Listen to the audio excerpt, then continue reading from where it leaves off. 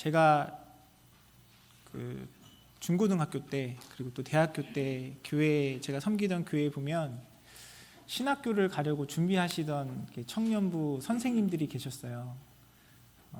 어떤 분들은 대학을 졸업하고 하나님의 어떤 사명을 받아서 신학교에 가겠다고 준비하시는 분들도 계셨고요. 어떤 분들은 세상에서 방황하다가 하나님의 특별한 콜링을 받고 대학원을 가겠다고 이렇게 시험을 준비하시는 분들이 있었습니다. 근데 제가 어렸을 때 자란 교회는 좀 규모가 있는 교단이었거든요. 그래서 신학교도 경쟁이 굉장히 치열했습니다. 지금 제 기억으로는 항상 그 신학대학원 경쟁률이 4대1 정도는 됐던 것 같아요. 그리고 그 신학대학원을 준비하시는 분들을 보면 어떤 분들은 소위 말하는 명문대 출신 공부 잘하시는 분들도 꽤 적지 않았고요. 그러다 보니까 하나님께서 나에게 이 목회자의 사명을 목회자로 불러주셔서 신학대학원을 가려고 하는데 못 가시는 분들이 있었어요. 그래서 그게 재수가 되고 3수가 되고 그게 5수를 넘어서 10수까지 대학원을 가려고 떨어지고 그렇게 준비하시는 분들을 주변에서 가끔 보고 또 듣게 되었습니다. 그런 상황들이 이렇게 있을 때마다 고민하게 돼요. 여러분, 신학대학원 가려고 준비하시는 분들이 기도 안 하겠습니까? 특별히 자신의 인생의 어떤 커리어를 변경해 가면서 자기가 누리고 선택했던 길들을 포기해 가면서 하나님께서 부르시는 그 부르심에 나아가겠다고 기도하는데 어떤 분들은 그게 10년이 돼도 그 선택을 받지 못하는 거예요. 그러면서 농담으로 그런 이야기를 했습니다. 주변에 막 그렇게 신학대학원 준비하시는 분들을 보면서 야, 하나님이 고민되시겠다. 다 신학대학원 가시려고 하시는 분들이 기도로 준비할 텐데 경쟁률은 4대1이고 4명 중에 1명만 하나님 붙여주셔야 되는데 누구를 선택해야 할지, 어느 게 하나님의 뜻일지 하나님이 고민되시겠다, 이런 이야기들을 농담으로 했던 기억이 있습니다.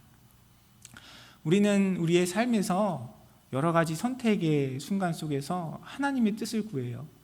그런데 가끔은 하나님의 뜻이 어디에 있는지, 분명히 이것이 하나님의 뜻인 것 같은데 하나님께서 우리에게 그 길을 열지 않으시고 또 그 상황 속에서 우리가 하나님의 뜻과 하나님의 마음이라고 생각했던 일들이 잘 이루어지지 않는 많은 경험들을 합니다.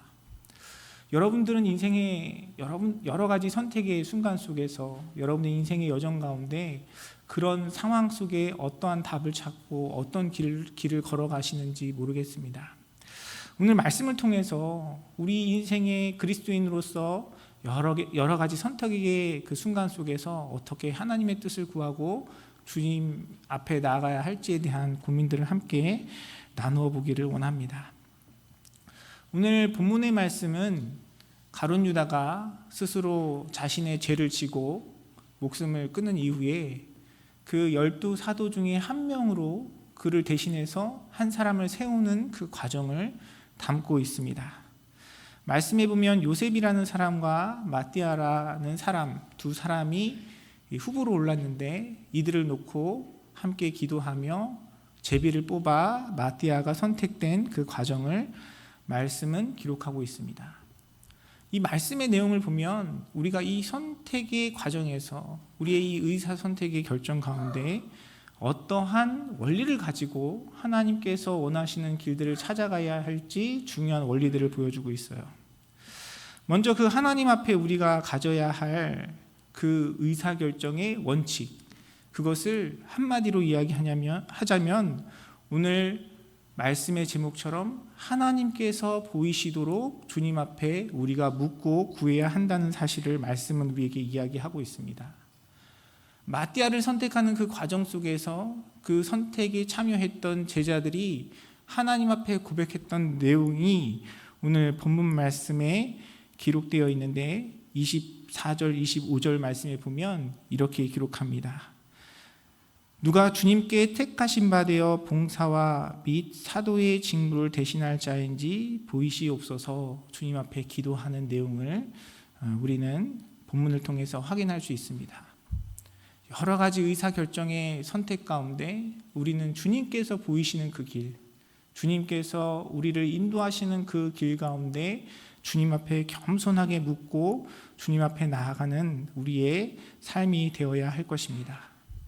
사랑하는 성도 여러분, 여러분의 삶 가운데 하나님께서 허락하신 여러 가지 선택의 순간 속에서 주님께서 보이시는 길을 따르기로 작정하고 또한 주님 앞에 그 길을 보여달라고 기도하며 주님 앞에 나아가시는 여러분의 삶이 되시기를 주님의 이름으로 축원합니다. 우리가 그렇게 주님께서 보이시는 길을 묻고 주님께서 인도하시는 길로 나아갈 때에 하나님께서 베푸시는 놀라운 축복의 은혜를 경험하며 하나님께서 우리 삶 속에 예비하신 그 풍성함을 누리는 삶을 이루어갈 수 있는 것입니다. 여러 가지 그 상황 속에서 우리가 가져야 할 여러 가지 모습들을 좀 살펴보기를 원하는데요. 먼저는 우리가 그 의사결정, 주여 보이시옵소서라고 주님 앞에 고백하는 우리의 태도를 먼저 생각해 보겠습니다. 하나님께 보여달라고 이야기하는 그 제자들의 기도와 간구 가운데 그들이 고백하는 하나님에 대한 표현이 오늘 말씀에 기록되어 있어요.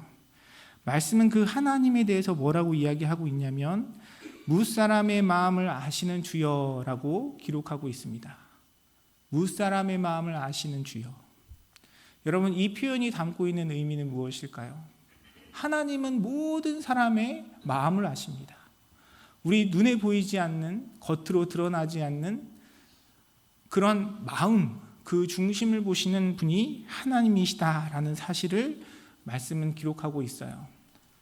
근데 하나님께서 무사람의 마음을 아신다라는 이 고백은 무엇을 전제로 하고 무엇을 암시하냐면 하나님은 아시지만 나는 알 수 없다. 나는 모른다는 사실을 전제하고 있습니다. 무사람의 마음을 아시는 하나님처럼 우리도 사람의 마음을 다 알고 헤아릴 수 있다면 얼마나 좋겠습니까? 얼마나 선택이 쉽겠어요. 그런데 우리는 하나님께서는 다 아시는 그 무사람의 마음을 알지 못해요. 여러분 인생을 살아가시면서 많이 경험하셨잖아요.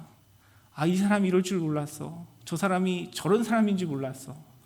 아, 내가 이렇게 보고 좋게 평가하고 바랬는데 어느 순간 배신감이 드는 그런 상황들을 많이 경험하시잖아요. 또 반면에 내가 이렇게 오해하고 부정적으로 생각했는데 나중에 알고 보니까 아, 저 사람 참 진실한 사람이었구나 라고 깨닫게 되는 순간들이 있습니다.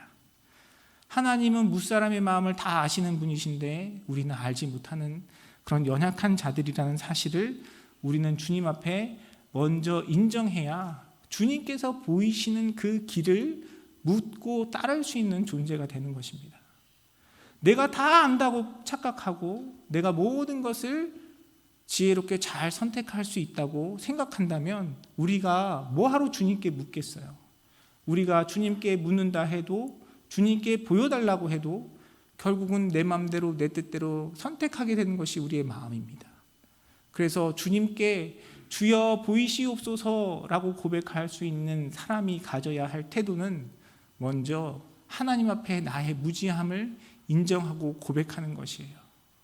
그러한 무지함을 인정하고 고백하는 마음 속에서 하나님을 향한 우리의 겸손의 태도가 생기고요.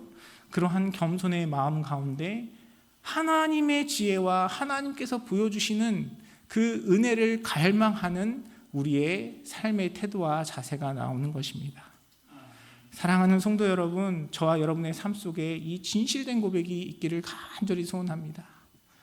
우리가 잘한다고 착각하고 내가 모든 것을 다 안다고 내가 지혜가 있다고 내 스스로 나를 속이는 그 어리석은 자리에 서지 않고 하나님께 우리의 무지함을 인정하고 하나님의 지혜를 구하고 주님 앞에 겸손한 자세로 하나님을 갈망하는 저와 여러분의 삶이 되기를 주님의 이름으로 축원합니다.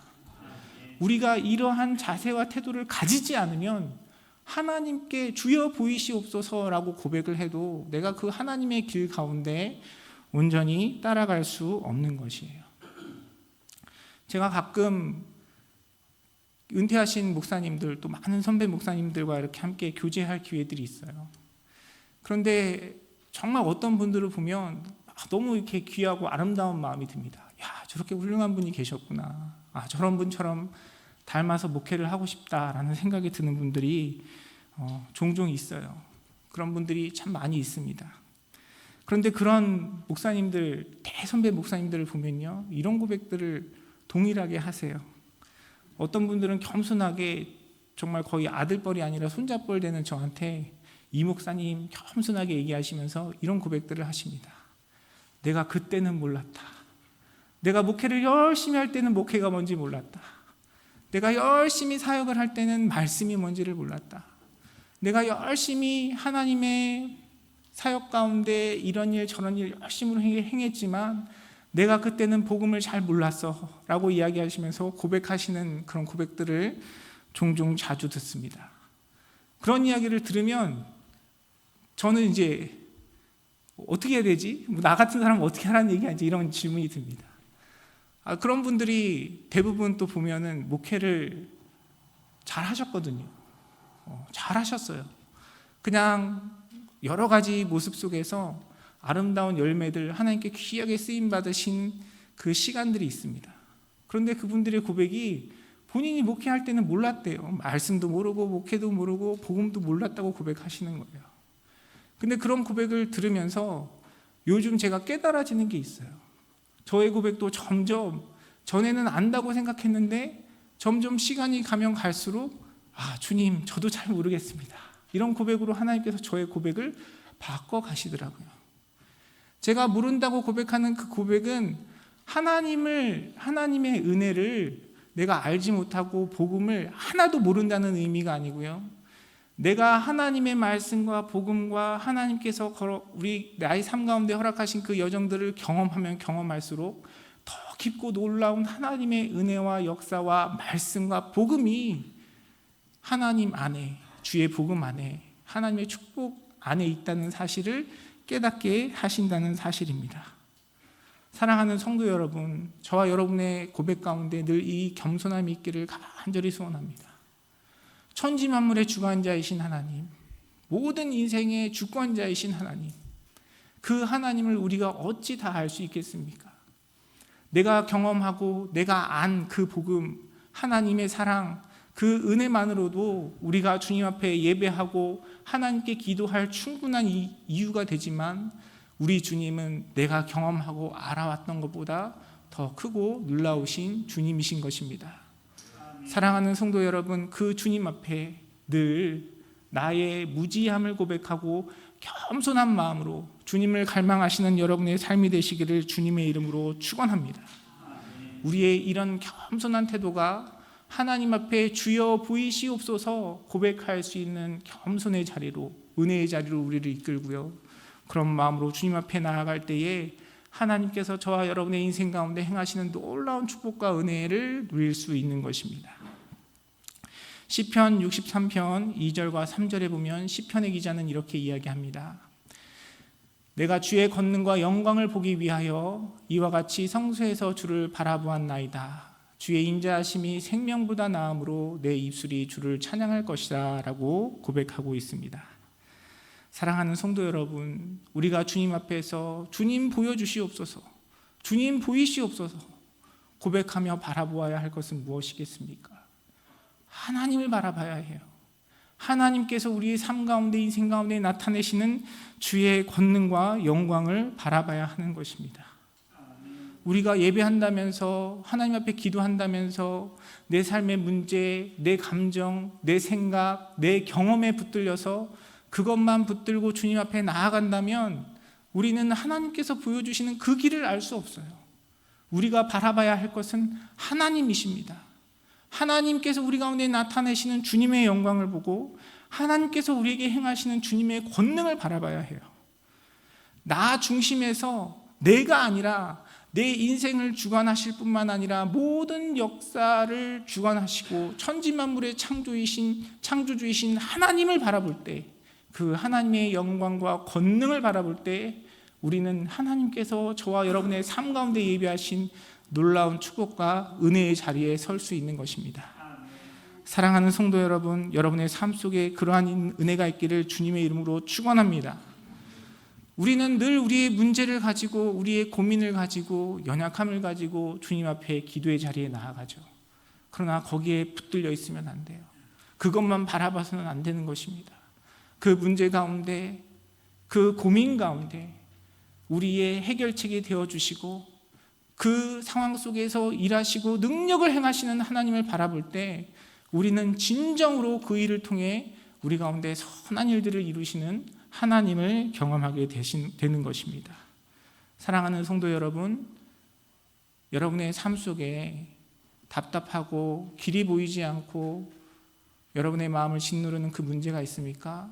그 문제 가운데 천지만물의 주관자이시고 여러분의 삶 가운데 영광을 나타내기 원하시고 능력을 행하시는 하나님을 만나시는 여러분의 삶이 되시기를 주님의 이름으로 축원합니다. 또한 이렇게 우리가 주님께 보여달라고 기도하면서 그 하나님 앞에 무엇인가를 결정하고 선택할 때 우리에게 기준이 되는 것은 나의 생각과 마음이 아니라 그 일을 통해서 행하시길 원하시는 하나님의 목적이 무엇인가를 우리는 분별하고 깨달아야 해요. 오늘 본문의 말씀에 보니까 마띠아를 12사도 중에 한 사람으로 함께 세웠는데요, 그 목적에 대해서 이야기합니다. 22절 말씀, 25절 말씀에 보면 이렇게 기록해요. 항상 우리와 함께 다니던 사람 중에 하나를 세워 우리와 더불어 예수께서 부활하심을 증언할 사람이 되게 하여야 하리라.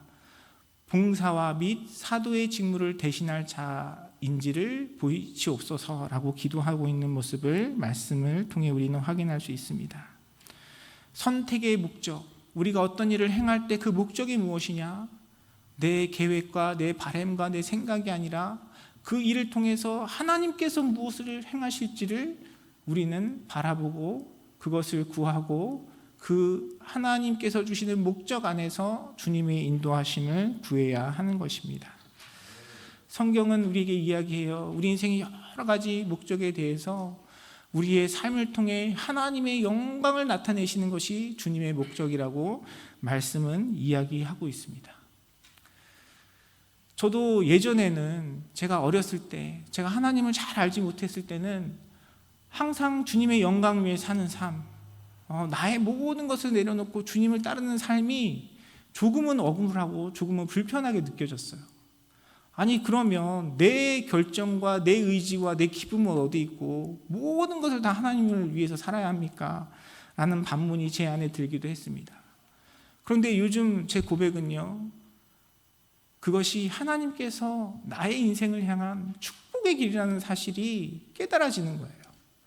내가 지금 이것을 내려놓고 하나님이 원하시는 그 자리, 그 길에 가면 내 것을 포기해야 되기 때문에 억울하고 불편한 마음이 들 수 있는데, 하나님께서 우리에게 그 길을 부르시고 그 하나님의 목적을 이루시고자 하시는 것은 하나님께서 우리를 포기하게 만들고 내려놓게 하시려는 것이 목적이 아니라 우리를 축복해 주시고 은총을 베풀어 주시고 능력을 베풀어 주시는 것이 그 목적이라는 사실을 우리는 기억해야 합니다.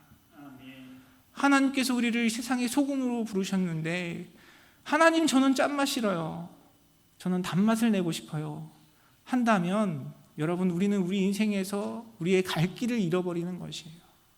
하나님께서 우리에게 보여주시는 그 길은 나의 소망과 바람을 뛰어넘어 모든 만물의 주관자이신 하나님께서 우리의 인생을 통해 하나님의 목적을 나타내시는 존귀한 자리로 우리를 불러주시는 것입니다. 사랑하는 성도 여러분, 저와 여러분의 삶을 향한, 우리의 공동체를 향한 하나님의 그 목적을 바라보며 그 목적 안에서 주님 앞에 쓰임받는 우리의 삶이 되기를 주님의 이름으로 축원합니다. 우리가 그것을 이룰 때에 하나님께서 우리를 통해 영광 받으시고 하나님께서 그 일을 통해서 우리에게 하나님의 살아계심을 나타내시는 것입니다.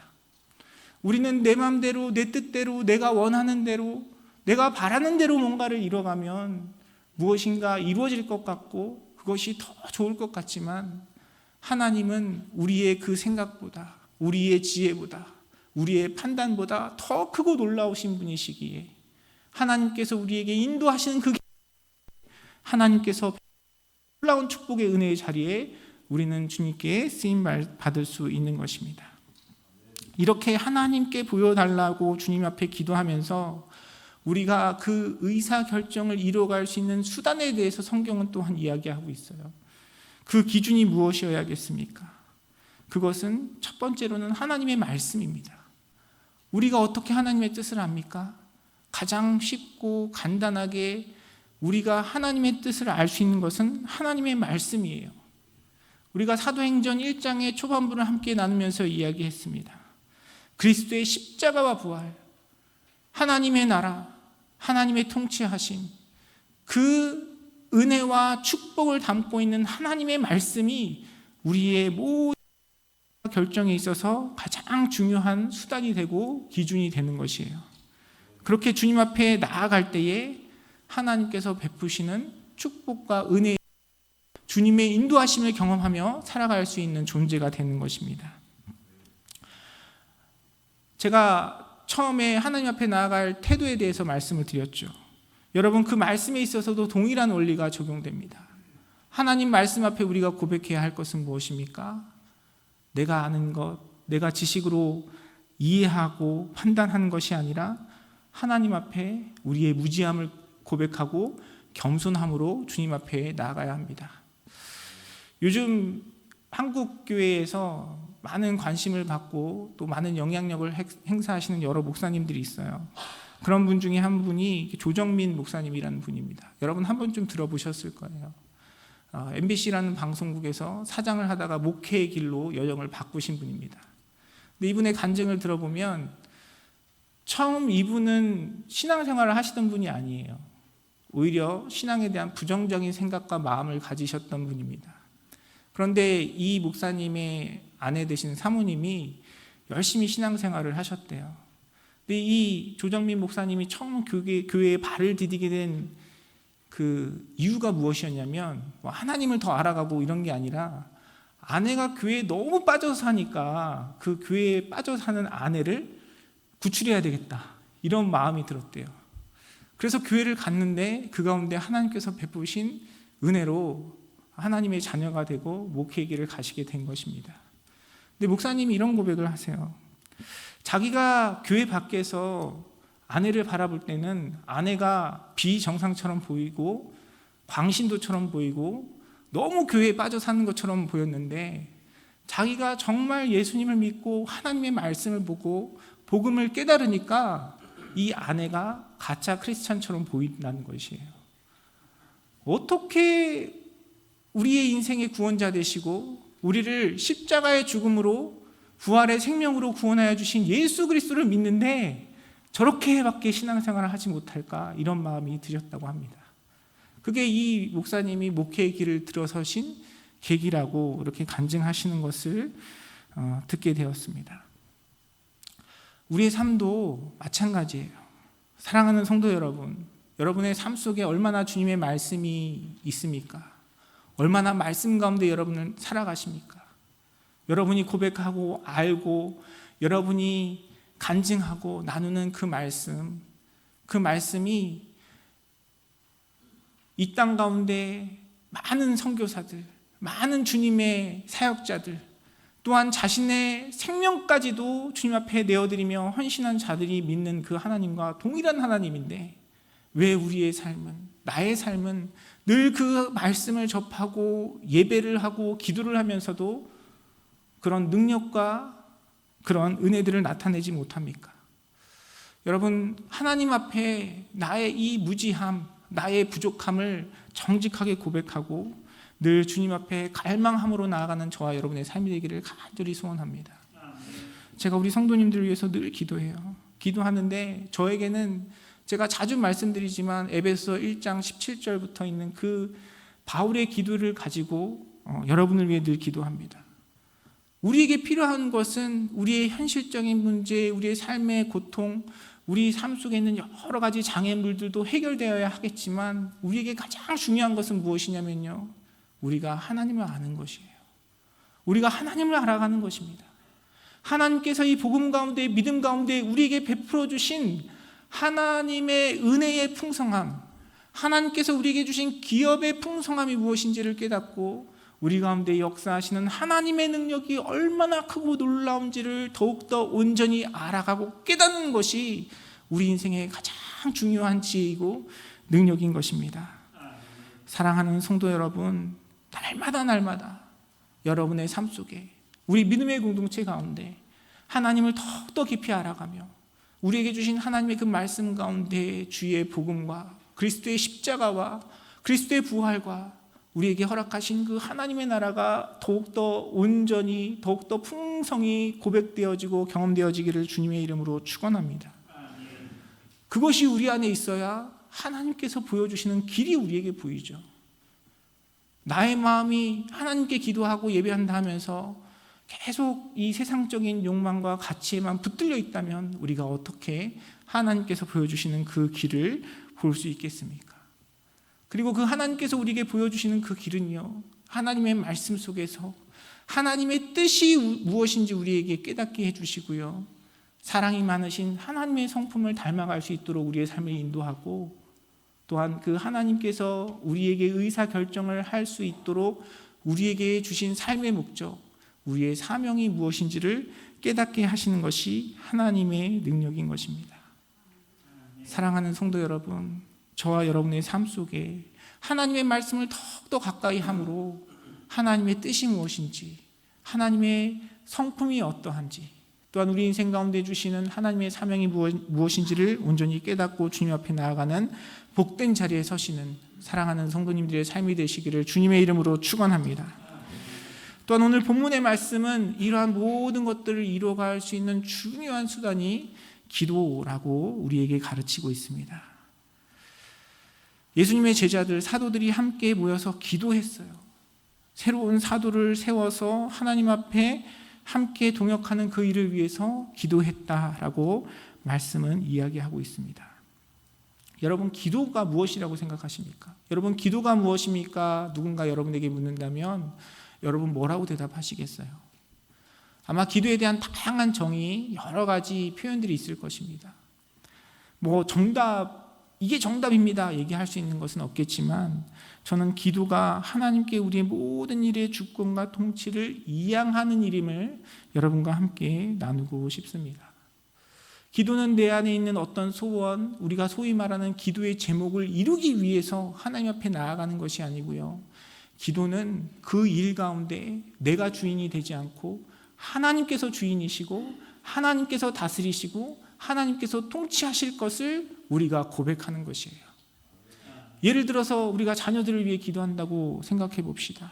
하나님, 우리 자녀들에게 형통한 길을 여시고 영육간의 강건함으로 붙잡아 주시고 하나님께서 베푸시는 놀라운 능력을 경험하게 해 주십시오 라고 기도한다면 우리 자녀들의 삶을 주관하시고 인도하시는 그 하나님을 인정하는 것이에요. 때로는 우리 자녀들의 삶 속에 육체의 어려움, 환경의 고난이 있다 할지라도 내가 주님 앞에 그 자녀들의 삶을 주님께 내어 맡겼기에 하나님께서 때로는 훈련과 연단으로 허락하시는 그 시간들 속에서 하나님의 주인 되심을 고백하고, 그 가운데 시편의 기자가 고백하는 것처럼 하나님의 권능과 영광을 바라보는 것이 참된 기도자의 모습인 것입니다. 그래서 우리가 잘 아는 것처럼 기도는 빌립보서 4장에 이야기하고 있는 것처럼 기도하는 자의 마음 가운데 경험되는 것은 무엇입니까? 염려하지 않는 거예요. 왜 그렇습니까? 하나님께 내어 맡겼기 때문에.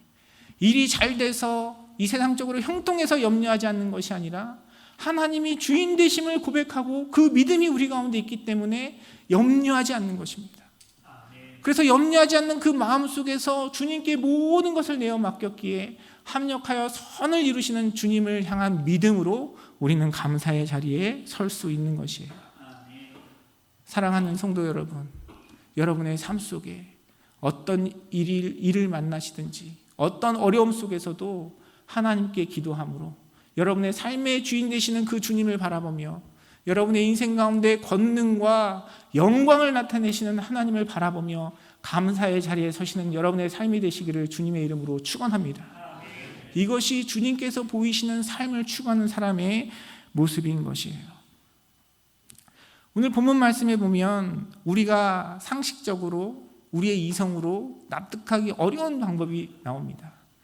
구약 성경에 보면 특별히 하나님의 뜻을 구하는 방법 중에 하나가 뭐냐면 제비뽑기였어요. 제비뽑기. 한때 한국교회에 그게 유행했던 적이 있습니다. 하도 뭔가를 뽑고 사람들을 뽑는 일들에 막 분쟁이 많으니까요. 실제로 어느 교회, 어느 교단에서는 교회의 중직자를 뽑는데 이 제비뽑기 제도를 도입했던 적이 있어요. 여러분 어떻게 생각하십니까? 우리가 기도하고 제비 뽑으면 그게 하나님의 뜻을 알 수 있는 중요한 수단이 될 수 있을까요? 여러분 인생의 중요한 문제를 결정하실 때 가야 할지 말아야 될지 결정을 하실 때 기도하시면서 제비 뽑는 것으로 그것을 하나님의 뜻을 분별하는 수단으로 삼으시겠습니까? 이 제비뽑기가 가지는 중요한 의미는요, 그 제비뽑기 자체가 중요한 것이 아니라 이 제비뽑기 안에 담겨져 있는 우리 믿음의 원리가 사실 더 중요한 것이에요. 제비를 뽑는다는 의미는 무엇입니까? 하나님께 온전히 맡기겠다는 의미를 담고 있어요.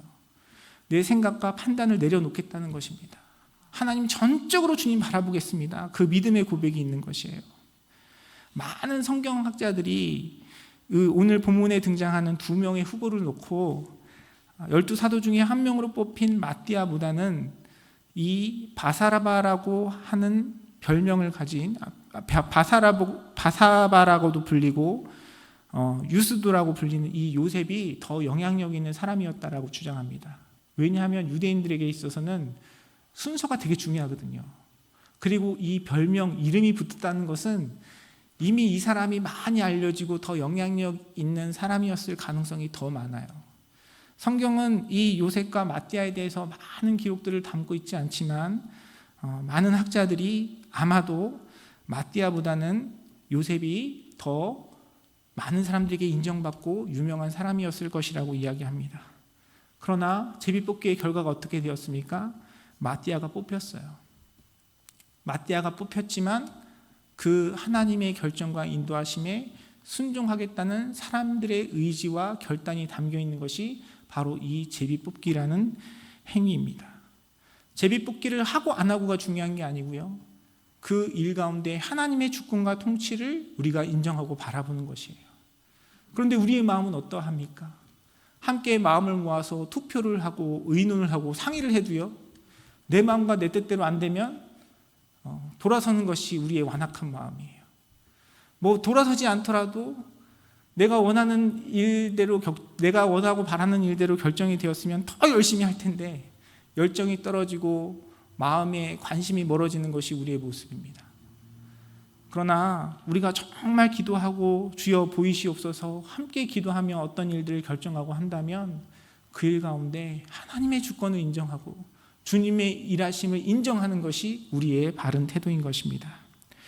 그리고 또한 우리가 중요하게 생각해야 할 것은 이 제비뽑기 하는 과정 속에서도 하나님의 말씀과 기준이 있었다는 것이에요.